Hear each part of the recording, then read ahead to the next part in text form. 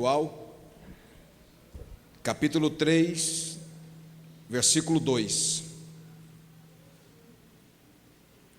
Diz assim: Ouvi, Senhor, a tua palavra e temi. Aviva, ó Senhor, a tua obra no meio dos anos.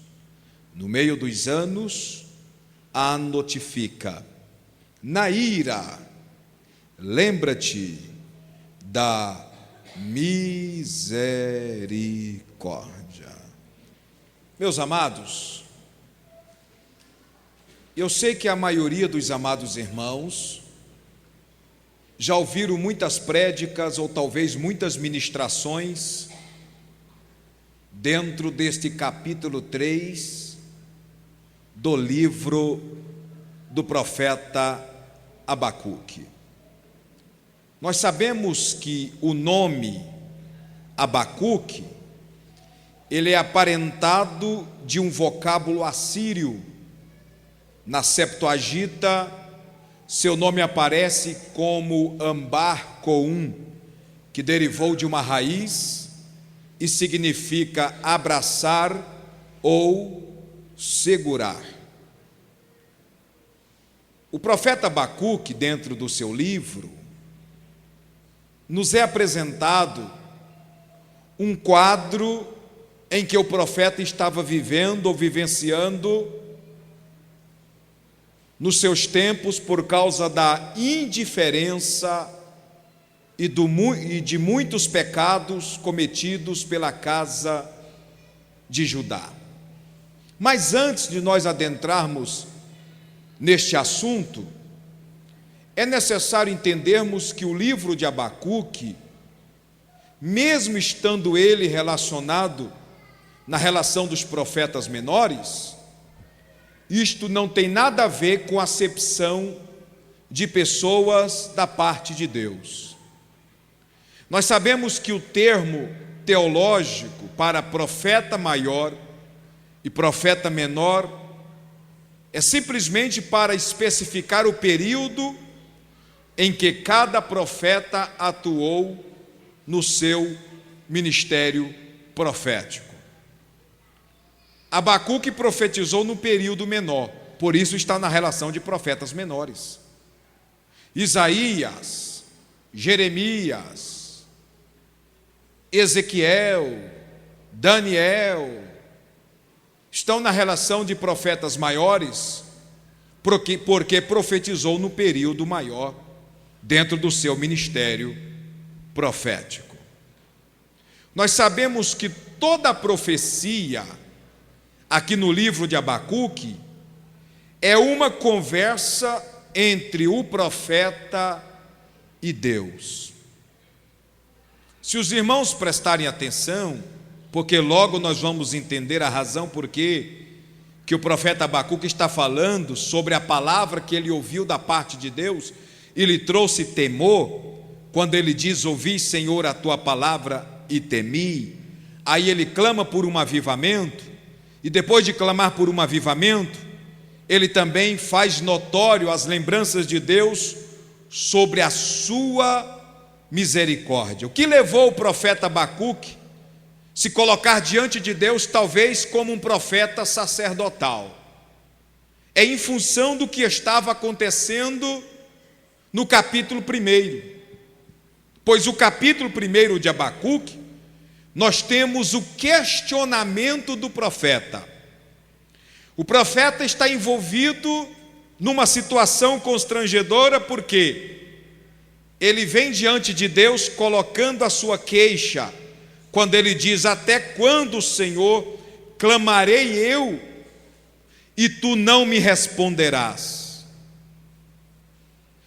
Ele está questionando a Deus acerca da intolerância ou da tolerância de Deus, quando ele diz: gritarei violência e não salvarás.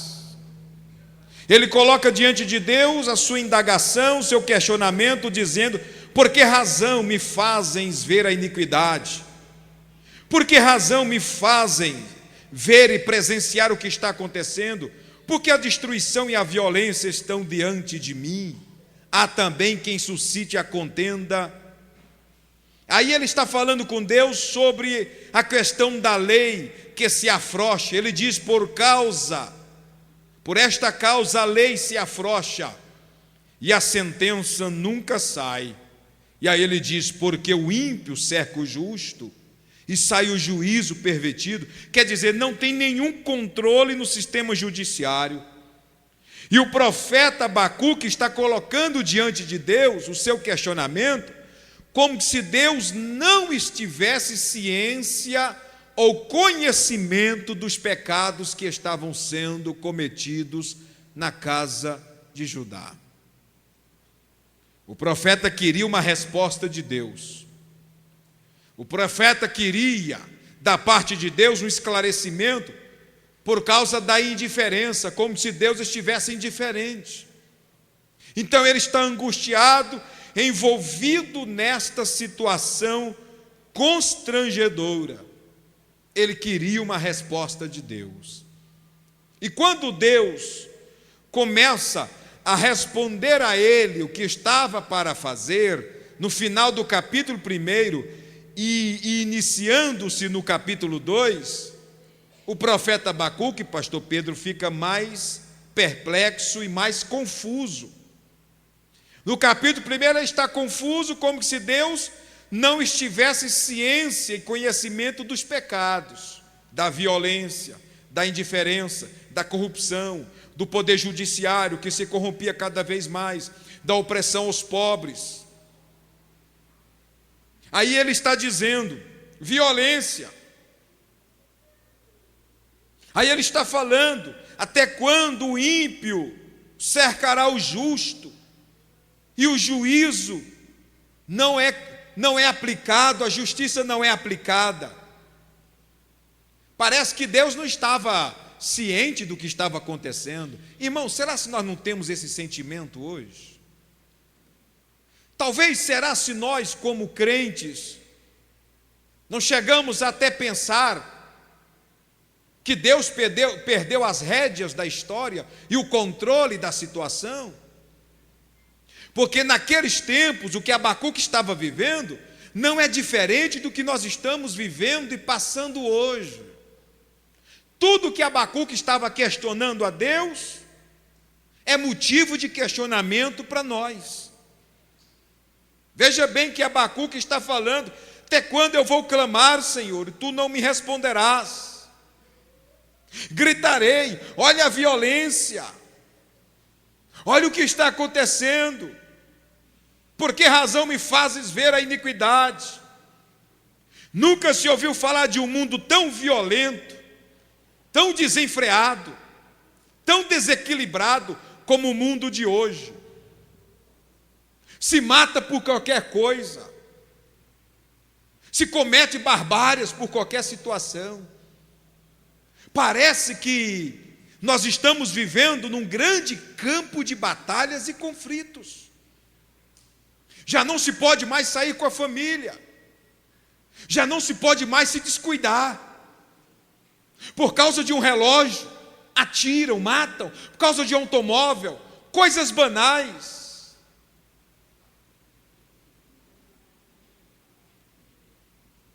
Que mundo nós estamos vivendo? Que situação é esta? Que expectativa é essa? Nós estamos no findar de 2015, despontando para o início de um novo ano, 2016. O que nós estamos esperando? O que nós estamos projetando? Qual é a priori das nossas vidas? O que se passa em cada mente, em cada coração? Abacuque queria uma resposta de Deus. Será se tem gente aqui querendo uma resposta de Deus? Abacuque queria, da parte do Senhor, uma atenção específica. Ele está dizendo: há também quem suscite a contenda. Por esta causa a lei se afrouxa. Será se as leis de hoje não são frouxas? Será por que a sentença nunca sai? Por que o sistema judiciário se corrompe? Se prende bandido, se prende ladrão, se solta bandido, a polícia não sabe mais o que fazer. Parece que nem compensa mais exercer a autoridade e a função militar.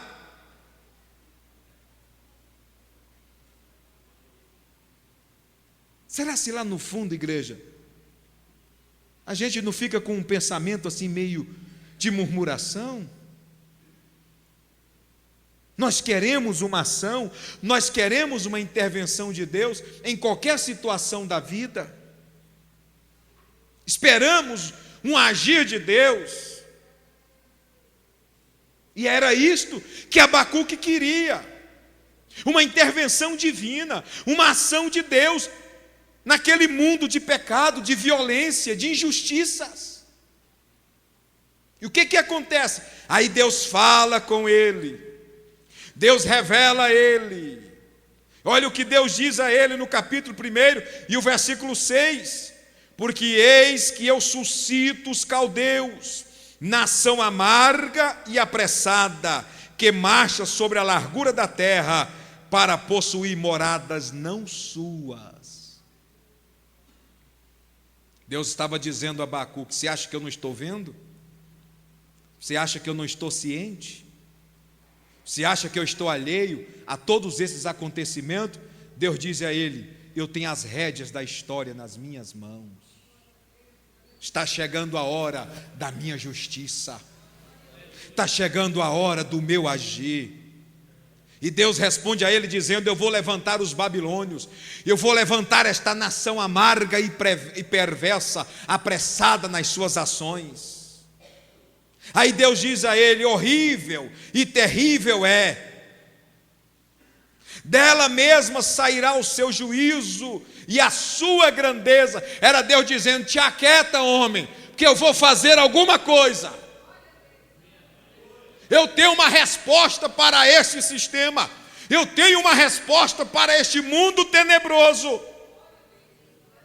Deus é onisciente. Deus é onipresente. Deus é onipotente. Deus é sabedor por antecipação. Ele é absoluto, autoexistente, poderosamente Deus. Ele não perdeu as rédeas da história. Ele tem um controle de tudo. Ele vai fazer alguma coisa. E muitas das vezes a resposta de Deus não é aceita. Muitas das vezes a resposta de Deus não é compreensiva, ou não é compreendida por nós. Queremos uma ação de Deus, e quando Deus fala que vai agir, aí a gente fica confuso. Vai entender o ser humano, irmão? Abacuque queria uma intervenção de Deus. Abacuque queria uma ação de Deus. Pecado, e muitos pecados, sistema judiciário se corrompendo, a opressão aos pobres, a corrupção, coisas terríveis.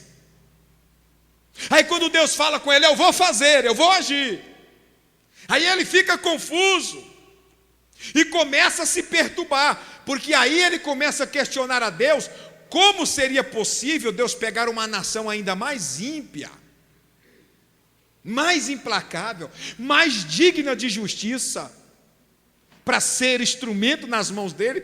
Aí o que traz confusão na mente do profeta? Para aí, Deus, os babilônios são mais implacáveis, mais terríveis, mais pecadores, mais dignos de juízo, e só vai usar essa nação ímpia para afligir o teu povo? Era Deus dizendo: a minha maneira de agir não é muitas das vezes a maneira como os seres humanos queriam que fosse. Deus age pela contramão. Deus não faz nada que não seja pela sua absoluta e perfeita vontade. Nós não temos que questionar a maneira de Deus agir, nós temos que aceitar o trabalhar de Deus, seja loucura ou não. Deus é Senhor, Ele é sabedor, Ele faz o impossível, Ele faz o que Ele quer fazer. O que o profeta faz aqui? Não estou entendendo. Como ele não estava entendendo, e ele fica confuso, Deus leva ele para a torre de vigília, no capítulo 2. Olha o que ele diz: sobre a minha guarda estarei, e sobre a fortaleza me apresentarei, e vigiarei para ver o que há de falar comigo, e eu responderei quando for arguido. Ele está querendo dizer, sabe o quê? Vou ficar só ouvindo o que o Senhor tem para me dizer. Ele sobe para a torre de vigília para ouvir Deus falar o que ia fazer. Sabe qual é o meu conselho esta noite para você? Pare um pouco para ouvir Deus falar. Pare um pouco para ouvir as instruções de Deus. Você está correndo demais, você está lutando demais, você está fazendo coisas demais e parece que nada tem dado certo. A mensagem de Deus para você hoje, de primeira mão, é esta: aquieta-te, pare um pouco, se reserve com Deus. Nesses últimos dias que ainda temos, nesse final de ano de 2015, para um momento para ouvir Deus falar com você. Tenha momento com Ele de reflexão e de meditação e de devocional. Deus quer falar alguma coisa específica com você ainda no findar deste ano. Ele está falando: eu vou subir, eu vou ficar trancado, eu vou ficar separado, eu vou para um lugar reservado, eu quero ouvir o Senhor. Deus ia revelar o que ia fazer. E o que Deus fala com ele?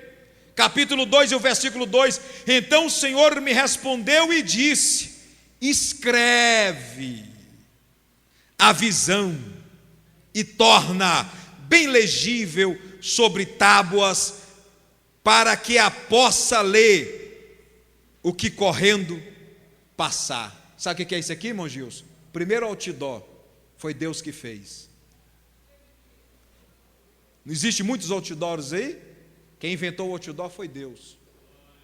Deus disse ao profeta: olha, escreve a visão e torna bem legível sobre tábuas, é o outdoor de Deus, para que a possa ler o que correndo passar. Aqueles que estiverem andando, passando, vai ver lá bem escrito no outdoor de Deus o juízo de Deus, a justiça de Deus, porque a visão é ainda para um tempo determinado.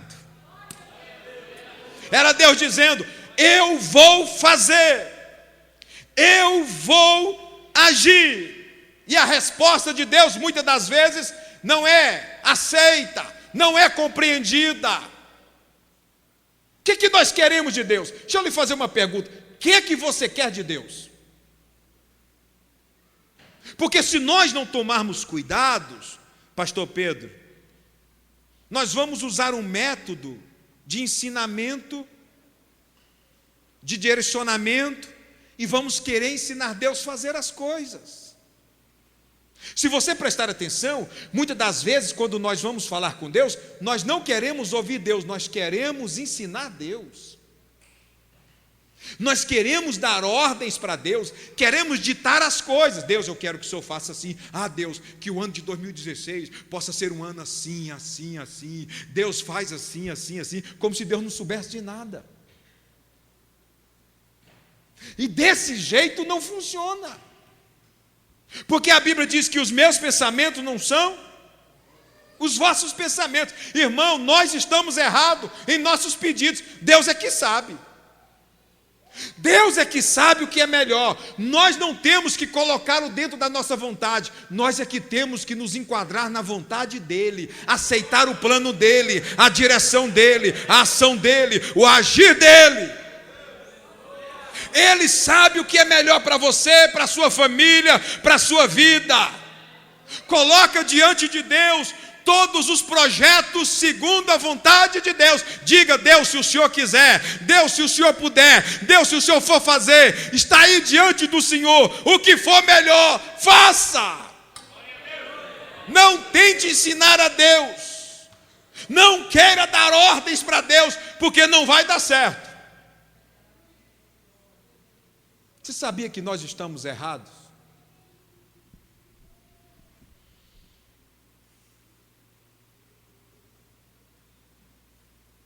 Na nossa lei, o maior não é sempre o maior? Por isso que a Bíblia diz que os meus pensamentos não são os vossos pensamentos, nem os meus caminhos são os vossos caminhos. Na nossa lei, o primeiro não é sempre o primeiro? Na nossa lei, o subir não é sempre subir? Então, quando você coloca diante de Deus o maior, aí você diz, não, isso aqui é o maior. Aí Deus diz, não, o menor é que é o maior é o menor. Quem é que está certo? Não é Deus? Na nossa lei, o subir não é sempre subir? Aí você chega lá, Deus, eu quero subir. Aí Deus fala assim, então desce. Quanto mais você descer, mais você sobe. Para Deus, subir é descer. Para Deus, maior é menor. Na nossa lei, o primeiro não é sempre o primeiro? Aí quando você chega diante de Deus, diz, olha lá o primeiro. Deus, não, o último que é o primeiro. O primeiro é o último. Na nossa matemática, 3 são 3. Diga, 3 são 3. Aí quando chega diante de Deus, Deus diz, não, 3 são 4. Quem é que está certo? Nós ou ele? Por que 3 são 4? O rei não diz, lança os 3 na fornalha? Bota 3 e quando abre a tampa da fornalha tem quanto? Quem está certo? Nós queremos uma ação de Deus, e Deus, quando Deus começa a agir, a gente fala, Deus, para. Oh, Senhor. Coloca um filho nas mãos de Deus, não é assim? Deus, eu quero a salvação do meu filho. Quando Deus começa a trabalhar para salvar ele, já vem, Deus, tem misericórdia do menino. Vai entender o ser humano. Deus, eu quero uma grande porta, me abre as portas. Aí Deus pega, faz você ser despedido. Você vai reclamar com Deus, Deus, eu fui despedido. Não, vou abrir uma porta maior.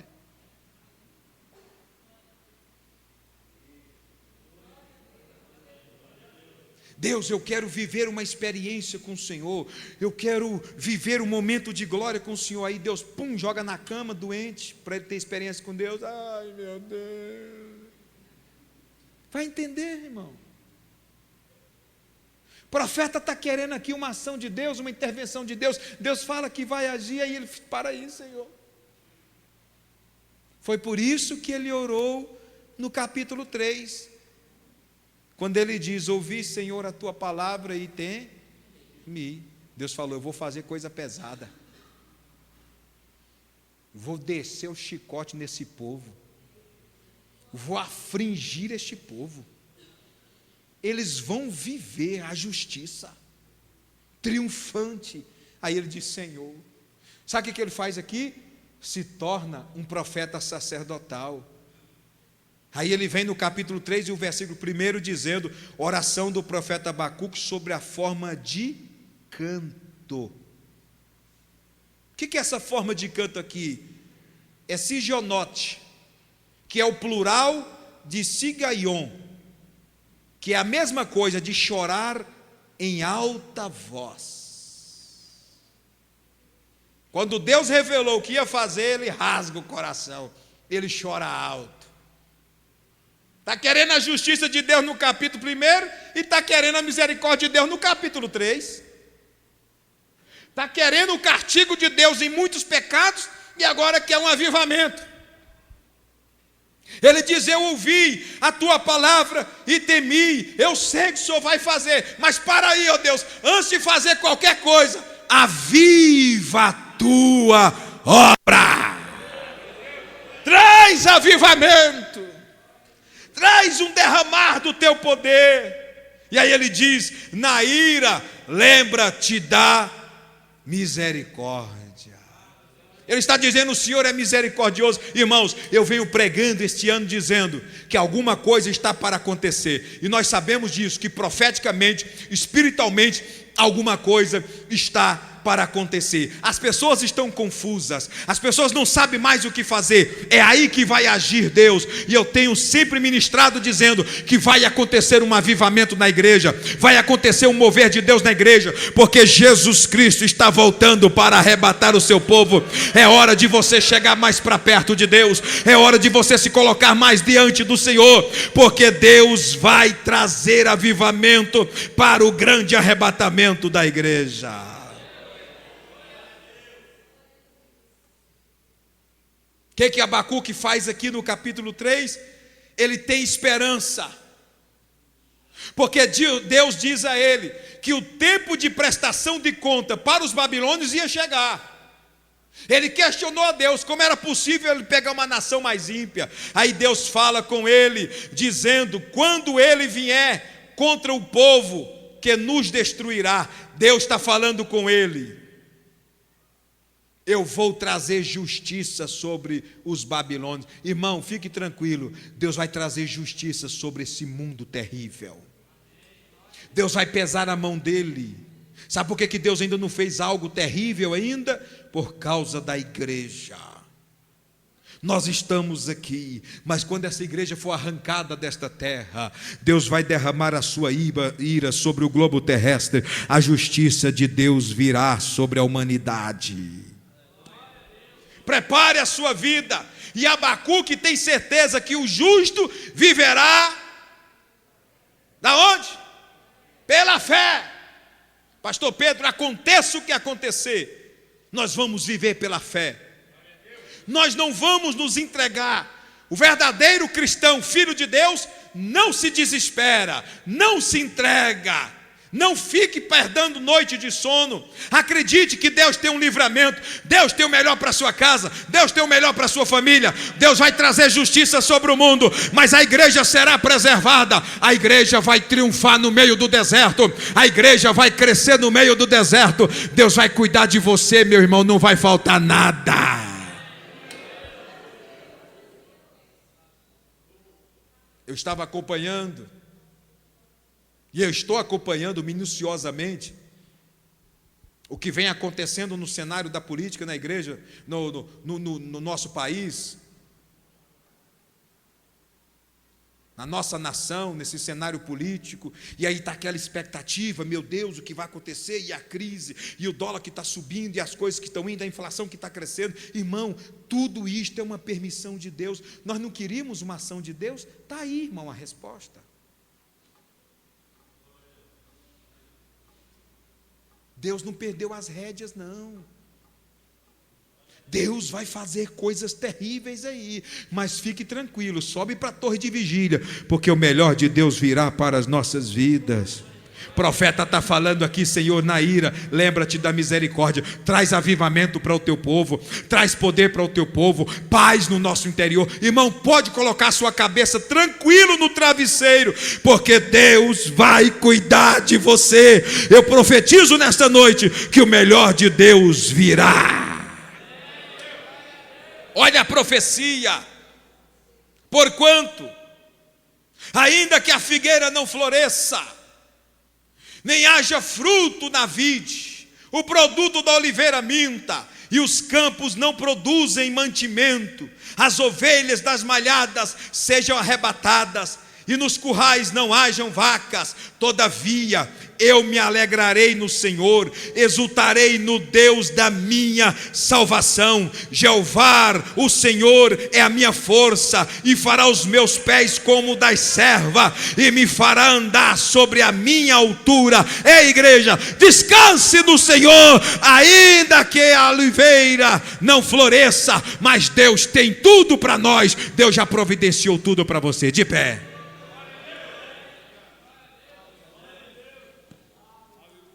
Oração do profeta Abacuque sobre a forma de canto.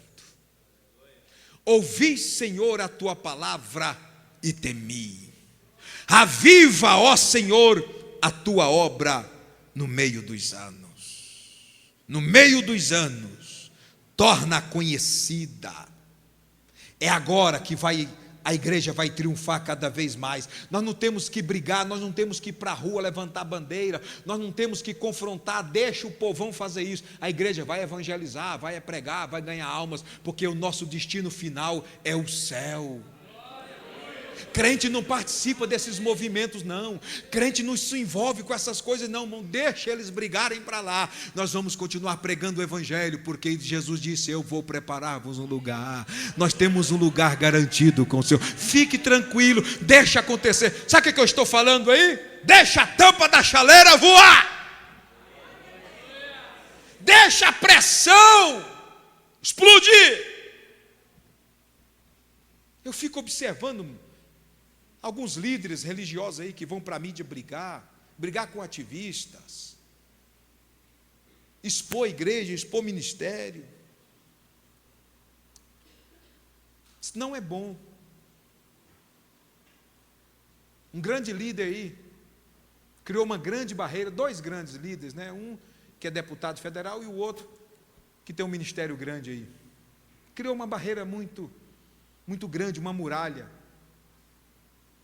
Eu já passei constrangimento em avião, viajando. Você está sentado ali, se senta um ativista, alguém, um homossexual do seu lado, e ele ficar sabendo que você é pastor, ou ele se levanta e sai resmungando, ou então você tem que sair de perto dele. Criou uma barreira. A igreja não tem que brigar, que confrontar, não. Nós vamos responder às provocações com milagres, com evangelização, com pessoas sendo libertas. A igreja vai triunfar em todas as situações. Nós estamos aqui com um objetivo: nossa morada não é aqui, nosso destino é o céu. Aconteça o que acontecer, nós estamos caminhando rumo à Nova Jerusalém. Vamos fazer mais para o Senhor. Qual é a priori da sua vida? Quais são os projetos, pastor Pedro? Eu estou pregando aí nesse final de ano agora e no início do ano de 2016, no mês de janeiro. Minha agenda está toda tomada com esse movimento agora, projetando. E eu fico observando nos detalhes a proposta que estão colocando, nos projetando, as campanhas que estão fazendo. As pessoas estão projetando, parece que vai viver aqui na terra para toda a vida. Ganhar dinheiro, bom emprego, fartura, vida farta. As pessoas não pararam para pensar na data de validade. Irmão, talvez estamos projetando alguma coisa e nós não vamos nem chegar lá. Sabe por quê? Todos nós que aqui estamos, temos data de validade. Ela vai vencer. Eu não vejo ninguém projetar uma vida espiritual mais profunda. Eu estou aí atendendo as campanhas, eu não vejo a pessoa falar, não, eu quero ganhar mais alma. O ano 2016 vai ser um ano de colheita, de evangelização, eu quero ser ousado, porque se o meu espiritual estiver bem, o resto é resto, irmão. Eu tenho que pensar primeiro no reino de Deus e na sua justiça.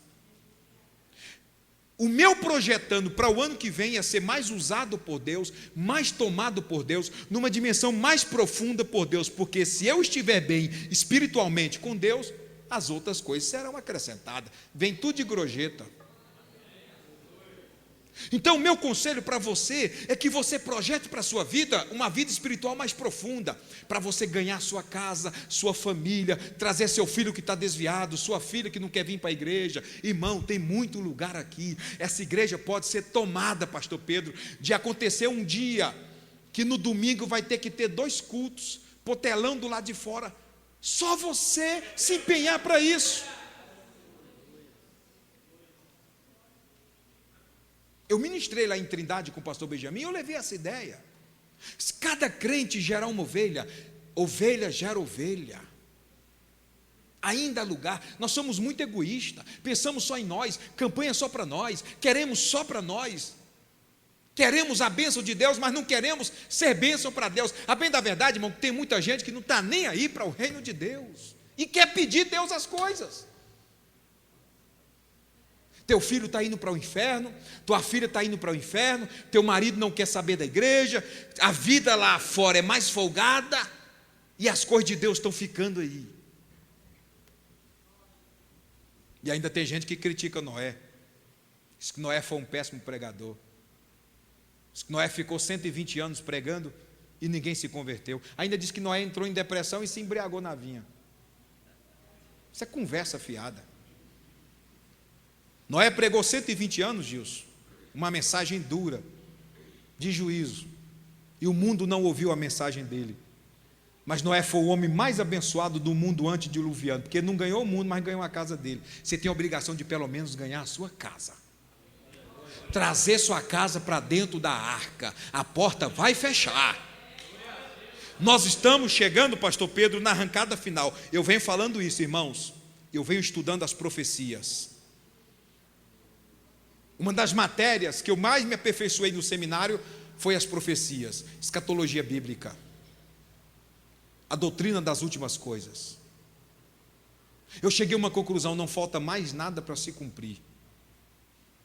Eu não estou sendo empolgado,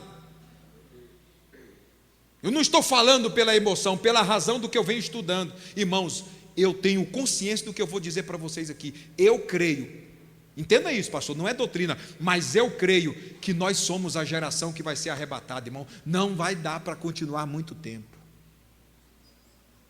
Alguma coisa estrondosa, espantosa está para acontecer. Você não faz ideia. E tem gente que acha que vai para o céu de qualquer jeito, com essa vidinha regalada esplendidamente. Vem uma vez no culto por mês, tomar ceia para lavar a alma. Outros vêm na igreja no domingo, sem compromisso, sem vibração, sem dinâmica, sem envolvimento com as coisas de Deus. Não, está bom demais.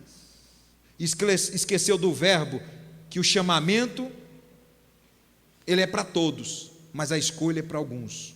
Muitos são chamados e poucos serão os escolhidos. De que lado você está? Dos que vão ser escolhidos ou dos que vão ficar do lado de fora? Você acha que Deus é injusto?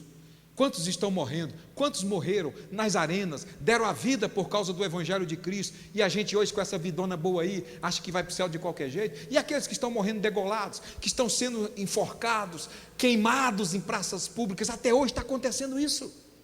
Que não negam a fé, que lutam pela bandeira do Evangelho, que está lá firme pregando o Evangelho, que são estraçalhados na África, são mordidos por leões, arrancados de dentro de casa, igrejas que são destruídas, e nós aqui com essa vidona boa, acho que vai para o céu de qualquer jeito. É? Deus não é injusto. O que você está fazendo? Qual é a priori da sua vida? Oração do profeta Abacuque. Ouvi, Senhor, a tua palavra e temi. Olha, irmãos, o mundo está tomado de armas químicas e biológicas. Cada dia que se passa o sol está mais quente, a camada de ozônio está rompida, o buraco é maior do que toda a Europa. O mundo está descontrolado, a Antártida está promovendo o gelo, a Terra está se aquecendo. O aquecimento global é uma realidade. Vai chegar um tempo que não vai dar nem para viver nessa terra. Vai acontecer Malaquias, a terra vai se desfazer, ela não vai ficar nem raiz e nem ramos. Eu vou preparar uma mensagem para o ano que vem. O OLX de Deus, desapega-te.